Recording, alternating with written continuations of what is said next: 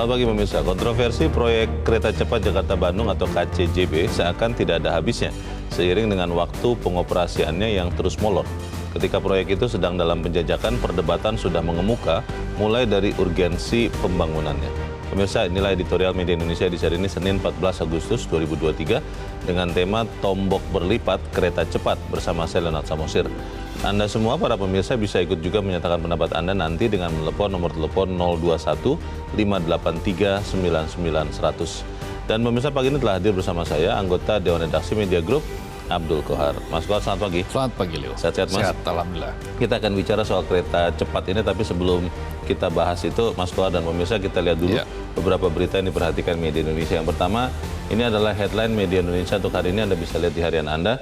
Mesin politik istana mulai bekerja. Ini kelihatannya relevan dengan berita fotonya ya, Mas Kohar. Ada kerjasama politik antara PAN, Golkar, Gerindra, dan PKB. Ini pertanyaannya, yang menunjukkan kerjasama 4 orang ini, tapi kenapa istana yang dibilang mulai bekerja mesin politiknya? Ya karena keempat ketua umum ini, baik Prabowo sebagai ketua umum Gerindra, Erlangga Hartarto ketua umum Golkar, kemudian Caimin sebagai ketua umum PKB, dan Zulkifli Hasan sebagai ketua umum PAN adalah tim Jokowi di kabinet. Gitu ya. Jadi tim kabinet inilah yang kemudian bersekutu, bersatu, membuat sebuah kerjasama politik dalam bentuk koalisi. Sebetulnya embrionya sudah dibuat antara Gerindra dan PKB. Nah, ini diperluas lagi menjadi Golkar plus PAN, sehingga lengkaplah sudah. Dan banyak analis mengatakan bahwa mustahil Presiden tidak diberitahu tentang rencana ini. Jadi ini adalah sebuah kerjasama yang banyak pihak mengatakan bagian dari inisiasi pihak istana.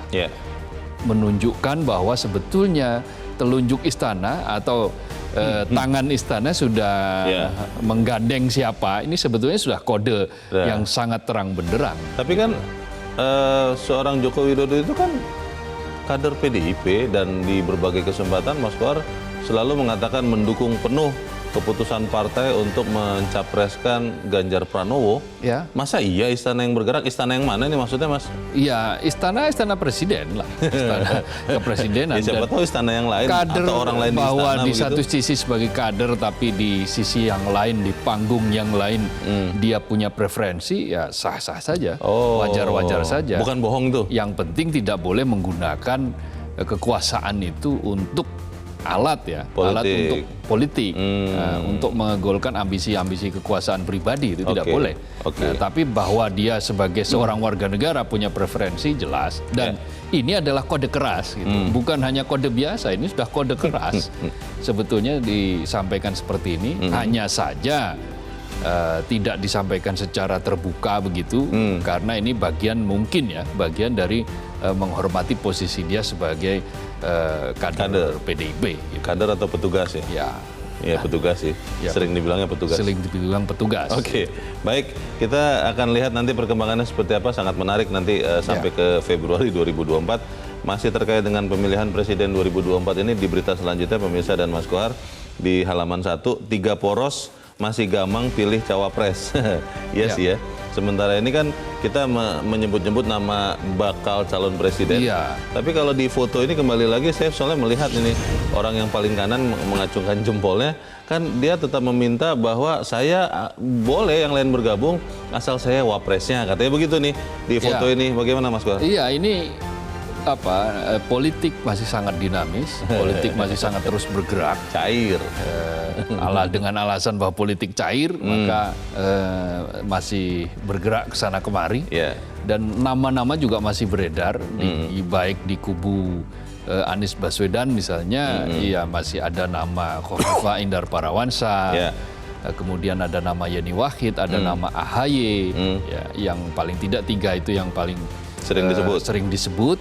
Kemudian di Prabowo ada nama yang awalnya adalah Caimin, lalu kemudian muncul sekarang muncul Erlangga Hartarto, Erick Thohir, bahkan Gibran, putra presiden. Nah, ini melihat bagaimana nanti keputusan Mahkamah Konstitusi.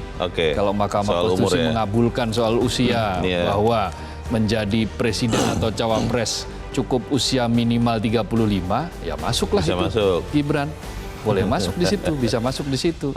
Lalu di kubunya Ganjar juga masih ada 5 nama malahan yang disebut-sebut dan belum mengerucut juga. Jadi ini masih semuanya masih gamang, masih berhitung siapa mau mencalonkan siapa dan kapan akan diumumkan. Jangan-jangan nanti diumumkannya pas mendaftar ke KPU ya Mas ya? Bisa juga kan? Ya tidak masalah, bisa saja. Itu bagian dari strategi politik.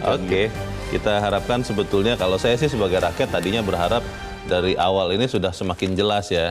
Ada nama wakil presidennya juga, supaya kita bisa menimbang-nimbang yang mana nih yang mau kita pilih. Begitu kan ya Mas Kohar ya? Ya, yang paling penting adalah adu gagasan lah. Yang paling penting mulai sekarang beradulah gagasan. Bukan adu yang lain. Bukan adu yang lain. Bukan adu sara, bukan adu politik identitas. Bukan beradu saling mengecap. Stigma itu juga nggak betul juga. Tidak boleh juga menjegal dengan penyalahgunaan kekuasaan. Kalau misalnya ada ya, Mas Kohar ya. Saya percaya sih tidak. Kita ke berita selanjutnya di halaman 2 pemirsa. Ini terkait dengan polusi Jakarta. Pemerintah tidak serius atasi polusi Jakarta. Berita ini mengatakan begini. Buktinya apa ini, Mas Kohar? Ya, buktinya bahwa apa yang disampaikan itu masih dalam batas reaktif. Baik tingkat pusat maupun daerah, pemerintah dalam hal ini gubernur. Belum ada langkah-langkah yang signifikan yang dilakukan untuk mengendalikan polusi yang sangat serius ini. Di Jakarta ya? Ya, ini polusinya dalam beberapa waktu terakhir itu adalah terburuk seluruh dunia. Juara 1 dunia itu.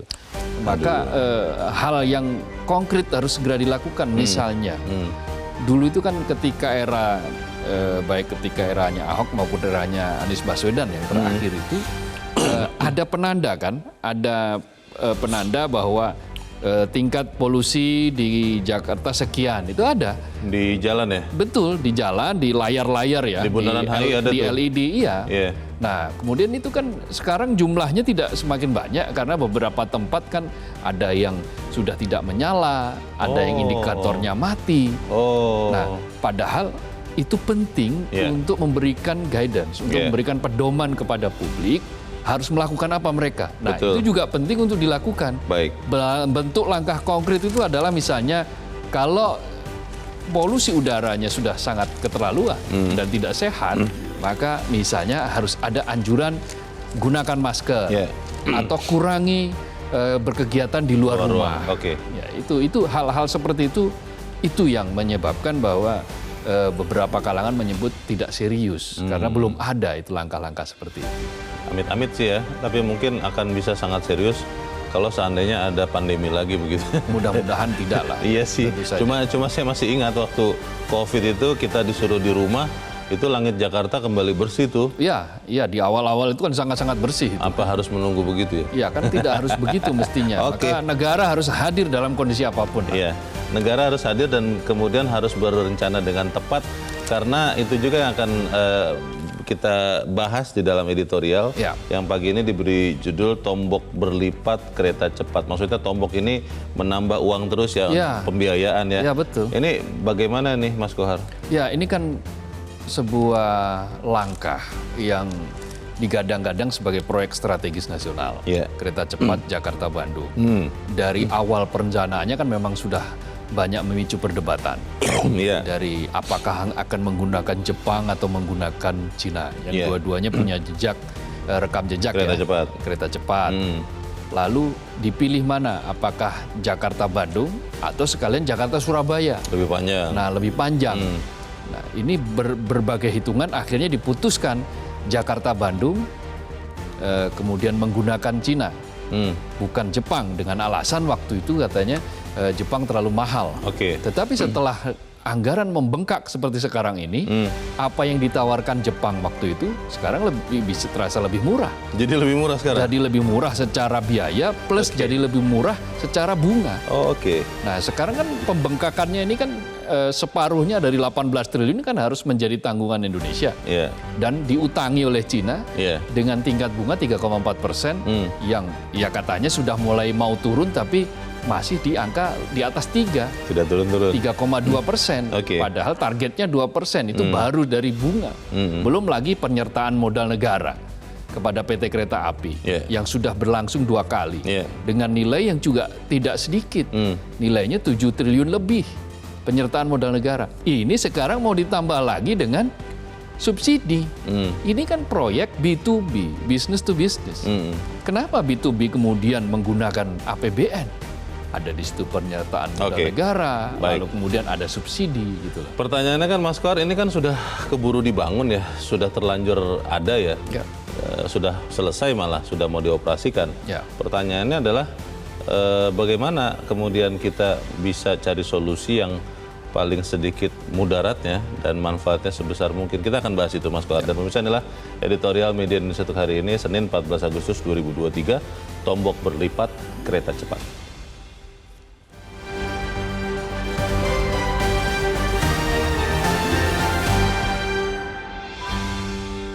Tombok berlipat kereta cepat.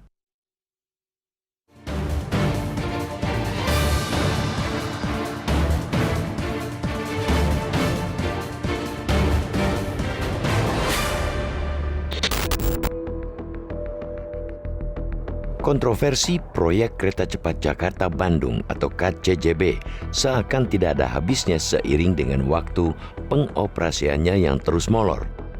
Ketika proyek tersebut sedang dalam penjajakan, perdebatan sudah mengemuka mulai dari urgensi pembangunannya sampai Bandung atau Surabaya, dan apakah Jepang atau Tiongkok yang akan digandeng untuk membangun.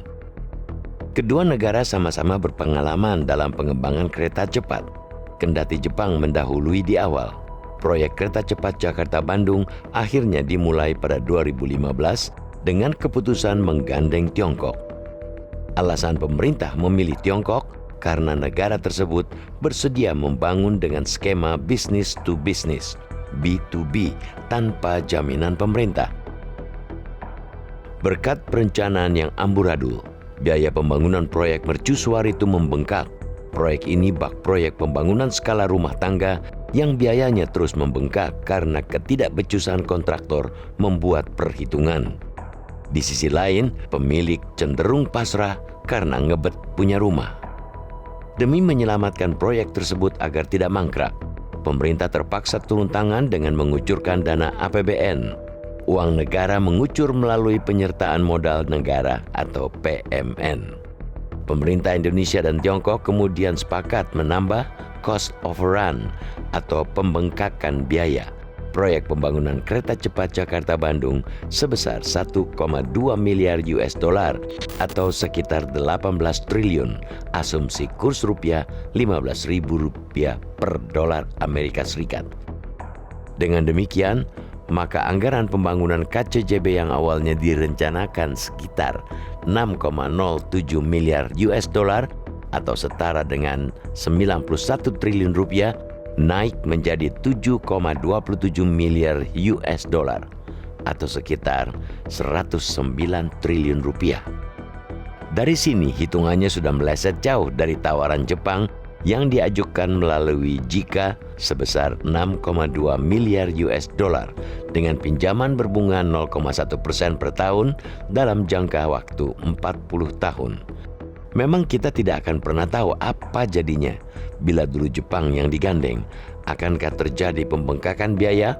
Namun yang lebih memprihatinkan ialah besarnya utang yang ditanggung pihak Indonesia. Pembengkakan biaya membuat Indonesia menambah nilai pinjaman dari Tiongkok yang menetapkan bunga 3,4% per tahun. Upaya pemerintah untuk meminta penurunan bunga menjadi 2% belum membuahkan hasil. Pihak Tiongkok di atas angin karena pemerintah Indonesia terlihat bersedia melakukan apapun agar proyek KCJB tuntas. Sejauh ini, pemerintah sudah mengucurkan PMN 2 kali, yakni 4,3 triliun rupiah pada 2021 dan pada 2022 sejumlah 3,4 triliun rupiah. Seiring dengan itu, pengoperasian kereta cepat juga terus molor. Dari semula ditargetkan 2019 mundur menjadi Desember 2022. Kemudian diundur kembali ke Juli yang kembali gagal tercapai hingga ditargetkan beroperasi pada 18 Agustus sebagai kado hari ulang tahun Republik Indonesia tahun ini. Terakhir, molor lagi menjadi 1 Oktober 2023 dengan uji coba gratis dimulai 1 September. Ketika nanti beroperasi, harga tiket kereta cepat Jakarta-Bandung bakal disubsidi menjadi Rp250.000 atau hampir sama dengan harga tiket kereta api Argo Parahyangan yang tidak mendapat subsidi pemerintah. PT Kereta Cepat Indonesia China atau KCIC selaku pemilik yang 40% sahamnya dikuasai konsorsium Tiongkok telah meminta hak pengelolaan KCJB diperpanjang menjadi 80 tahun. Pemerintah sudah memberikan sinyal menyetujui masa konsesi yang hampir 2 kali masa konsesi maksimal jalan tol itu. Indonesia babak belur diseret proyek kereta cepat. Tak hanya itu, Indonesia juga akan terjebak utang jangka panjang dengan Tiongkok. Seyogianya proyek ini menjadi pembelajaran agar tidak mengeksekusi proyek negara layaknya skala rumahan. Sungguh betapa berat anak cucu yang menanggung utang negara yang menggunung kelak.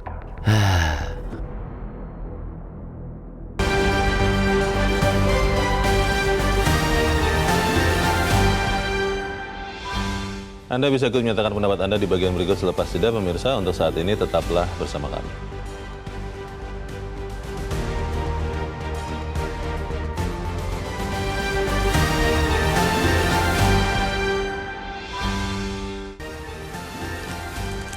Terima kasih Anda masih bersama kami di Editorial Media Indonesia, pemirsa. Dan saat ini kita akan coba bertanya dulu, Mas Kor. Kita saat ini sudah tersambung lewat saluran telepon dengan Kepala Pusat Ekonomi Makro dan Keuangan Indef, Rizal Taufikur Rahman.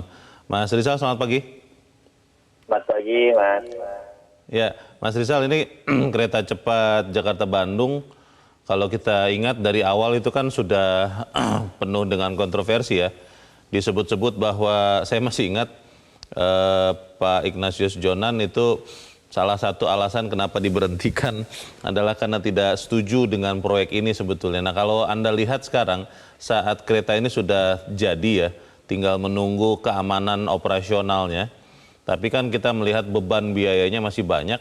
Menurut Anda seperti apa harusnya kita menyikapi kereta cepat Jakarta-Bandung ini? Apakah tetap dijalankan walaupun mungkin kita harus masih bisa nombok-nombok lagi, atau seperti apa Anda lihat, Mas Rizal? Ya, memang dari awal KCJB ini ya, atau KCIC lah gitu, memang sudah nampaknya punya problem dari awal, mulai dari perencanaan, pembiayaan. Dari awal kan sebenarnya bisnis to bisnis ya. Rasanya kemudian untuk menjawab supaya operasionalnya berjalan, pemerintah malah mau memberikan subsidi gitu ya.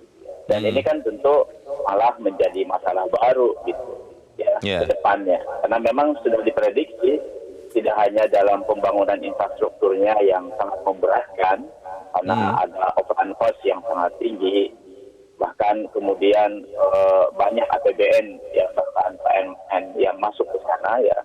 Sebagai bentuk untuk percepatan dan juga komitmen konsorsium, maka ya pemerintah akhirnya sangat berat gitu ya untuk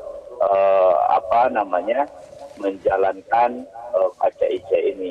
Dan ini terbukti gitu ya, dalam pembangunannya juga akan diresmikan tadinya Juni, Juli, kemudian Agustus, bahkan kemungkinan besar akan September gitu ya.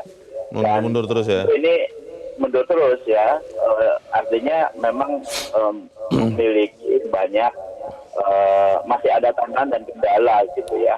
Utama misalnya berkaitan dengan hubungan dengan beberapa stasiun, misalnya Haji Halim, Karawang, Padalarang, dan juga Tegaluar. Jadi kalau misalnya bagaimana nih solusinya kan gitu. Ya tentu pemerintah mesti menghitung ulang gitu ya, atau benar-benar memperhitungkan kembali bagaimana KCJB ini setidaknya Kalau kemudian dengan investasi yang sangat besar ya, hampir 108 triliun gitu. Betul. Kemudian kapan return of investment-nya yang lebih realistis, kemudian dari sisi operasionalnya bagaimana, kemudian nanti apa pengelolanya seperti apa dan lain sebagainya. Jadi kan pemerintah mesti menghitung ulang gitu ya, apakah benar-benar ini feasible secara ekonomi atau mungkin nanti ada solusi lain gitu ya yang lebih tepat. Kalau belajar dari proyek ini kan disebut-sebut juga ada proyek kereta cepat Jakarta-Surabaya. Saya masih agak bingung itu Jakarta-Surabaya langsung atau Jakarta-Bandung-Surabaya, karena kan itu sempat ada wacana itu juga. Kalau Anda lihat dengan sudah adanya moda transportasi yang lain yang sudah mencukupi sebetulnya menurut para pengguna, kita bisa tidak mencegah proyek-proyek strategis itu jangan heavy di politis alasan pembangunannya, tapi lebih melihat manfaat dan juga efek ekonominya bagi masyarakat Indonesia, Mas Rizal. Betul, mestinya program strategis nasional itu justru bertujuan untuk percepatan pembangunan ekonomi gitu ya, yang tadinya katakanlah memberikan dampak A gitu ya, tetapi kemudian PSN ini kan mestinya justru lebih besar lagi, atau lebih cepat lagi. Jadi kalau misalnya dikatakan bagaimana program strategis nasional yang basisnya infrastruktur angkutan gitu ya, tetapi ini kan sebenarnya untuk efisiensi ya gitu. Dan semangatnya kan sebenarnya itu untuk konektivitas ya, baik di darat, kereta api dan juga di udara. Nah, mestinya itu yang harus diperhatikan ya. Betul, mestinya infrastruktur yang dibangun itu adalah tujuan awalnya adalah bagaimana kita mengangkut jasa maupun barang yang jauh lebih efisien. Baik, itu tujuannya. Baik, terima kasih Mas Rizal Taufikur Rahman, Kepala Pusat Ekonomi Makro dan Keuangan Indef untuk pendapat Anda. Selamat pagi. Kita akan bahas terlepas jeda, Mas Kohar, dan pemirsa tetap bersama kami. Editorial Media Indonesia kembali selesai headline pukul 7 waktu Indonesia Barat.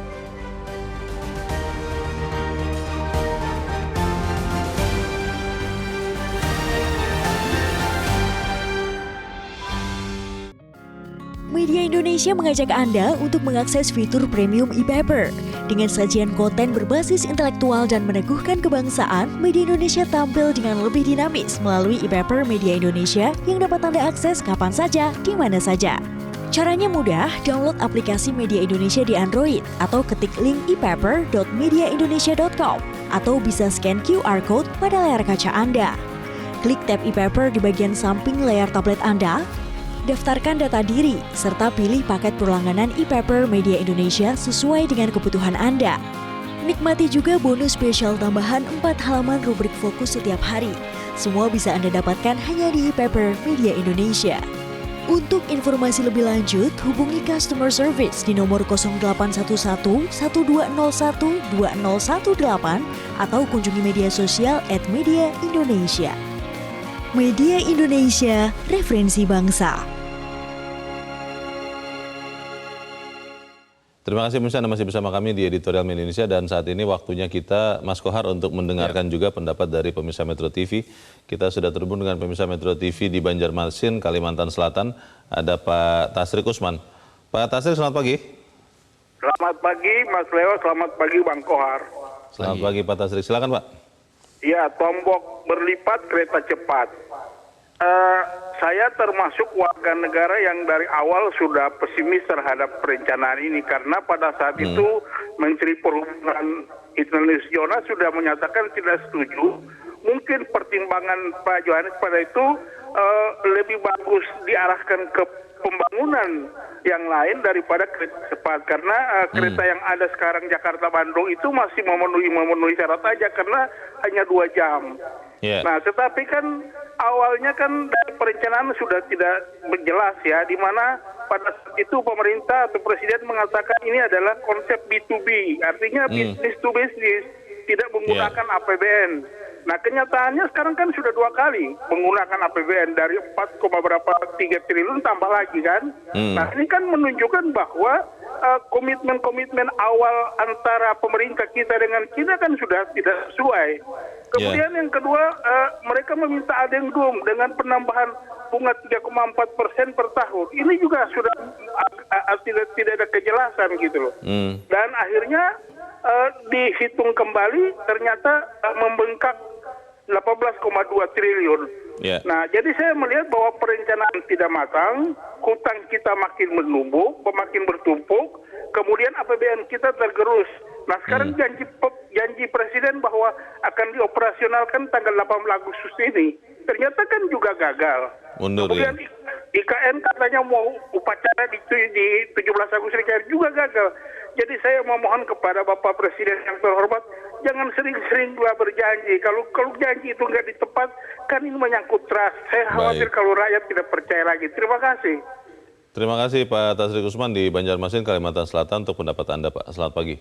Di belakang Pak Tasrik ada Pak Sukiwi di Medan, Sumatera Utara. Pak Sukiwi, selamat pagi.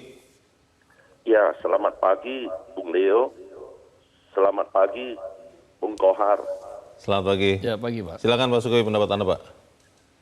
Ya, inilah akibat pembangunan dengan emosi ataupun pembangunan secara ambisius. Kita boleh membangun, tapi jangan ambisius. Akibat ambisius inilah pembangunan jadi asal jadi tanpa perencanaan yang matang.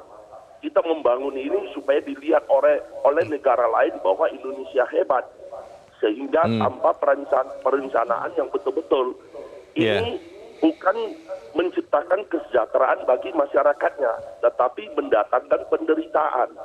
Contoh, Kuala Namu. Saya semalam baru parkirkan mobil saya di Kuala Namu, parkir nginap satu malam.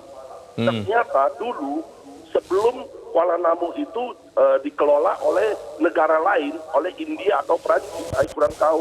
Dulu itu hanya 50.000 per malam, per satu hari itu 50.000. Ternyata sekarang kita titipkan mobil kita parkir di Kuala Namu itu sudah 140.000. Kenaikannya hampir 200%. Inilah kenyataan.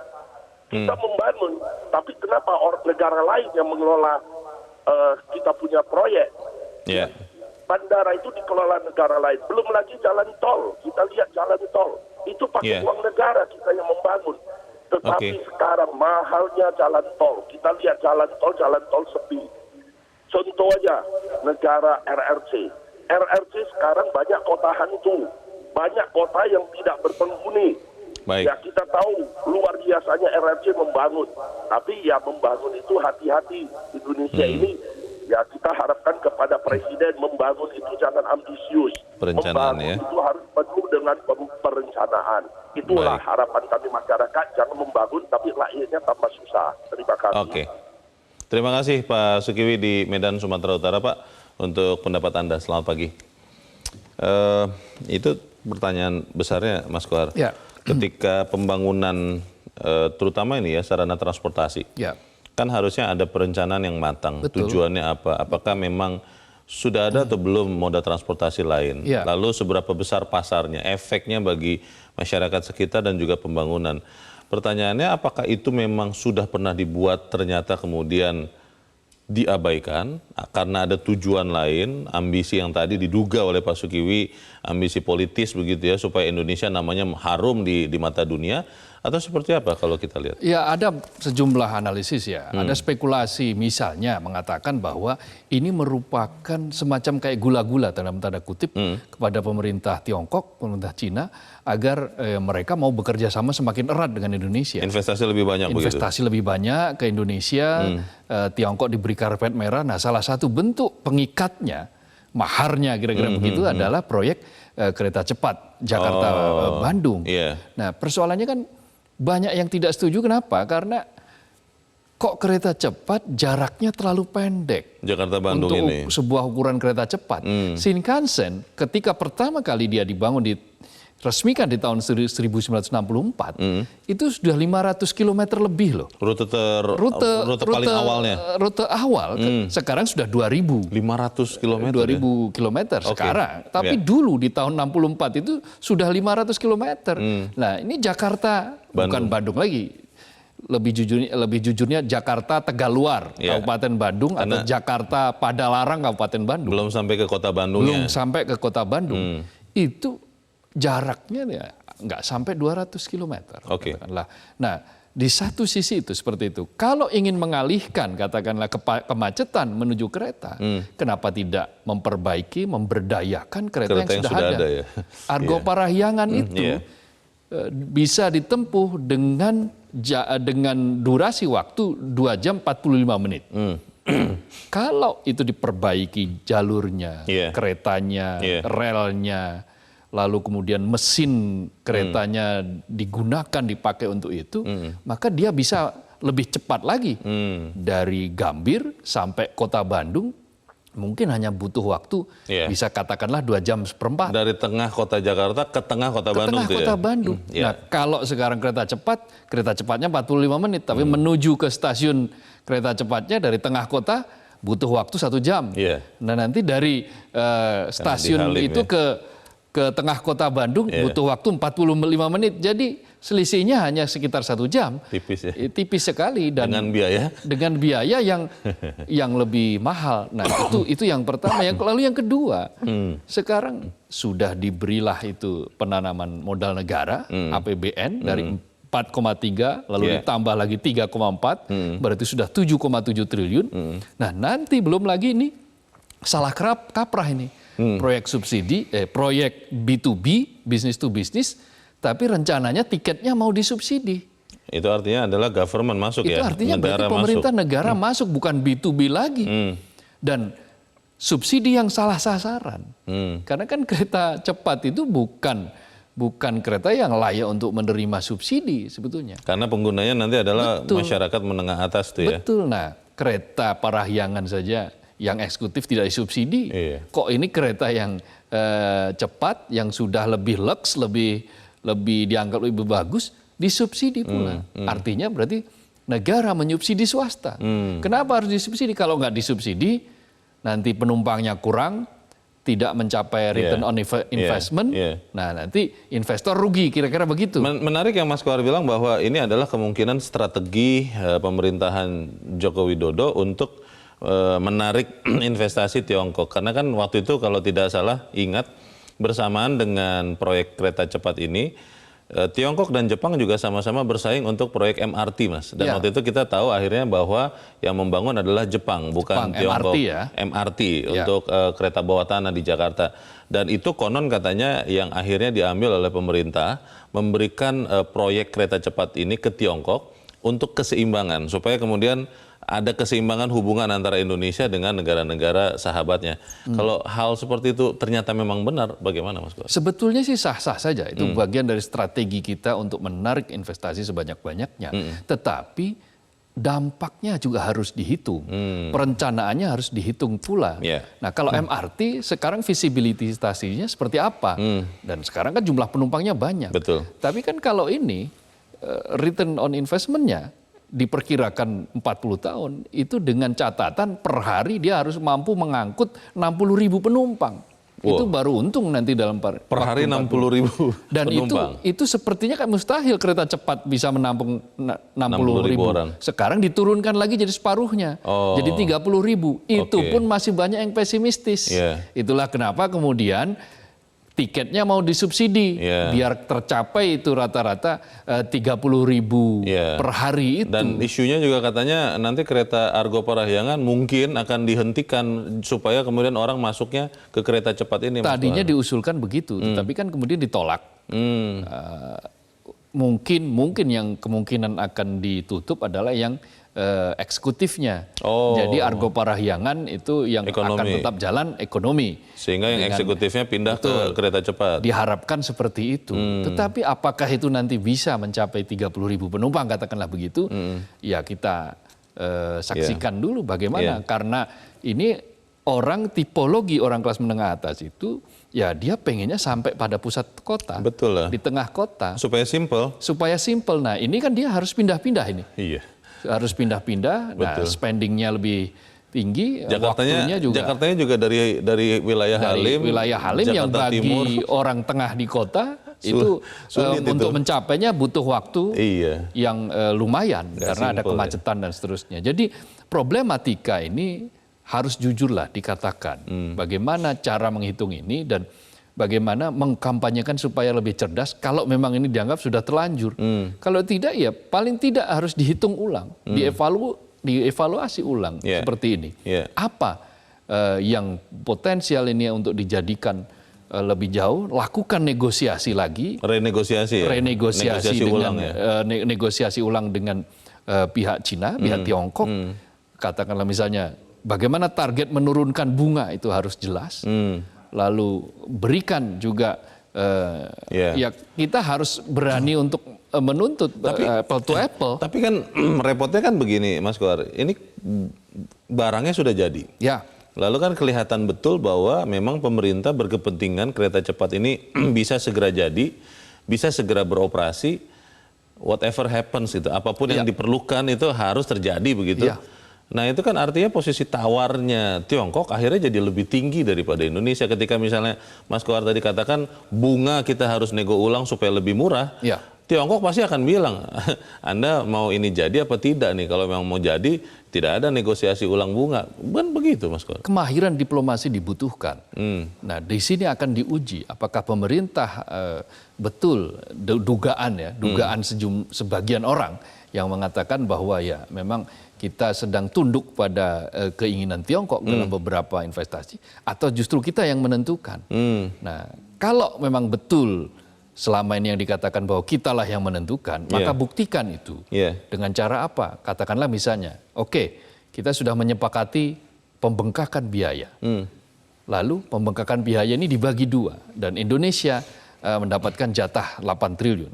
Katakanlah seperti itu. Bagi beban ya? Bagi beban, bunganya dong. Turunkan, jangan 3,4%. Kalaupun kemudian turun, jangan hanya turun menjadi 3,2. Tidak berarti itu ya, tidak signifikan. Kalau targetnya pemerintah, hitung-hitungan pemerintah harus 2%. Tekan bagaimana supaya sampai 2% dengan diplomasi. Itu yang namanya kita yang mengatur. Di dalam editorial, hampir di bagian paragraf terakhir juga dikatakan Tiongkok sudah meminta pengelolaannya diperpanjang ya menjadi 80 tahun. Ya. Padahal rata-rata kalau konsesi jalan tol itu paling 40 tahun. Ya. Ini banyak hal yang kemudian akhirnya kita harus bereskan. Pertanyaannya itu bisa dilakukan apa tidak, kita bahas di bagian berikut. Mas Kohar dan Mirsa tetap bersama kami. Editorial Media Indonesia segera kembali.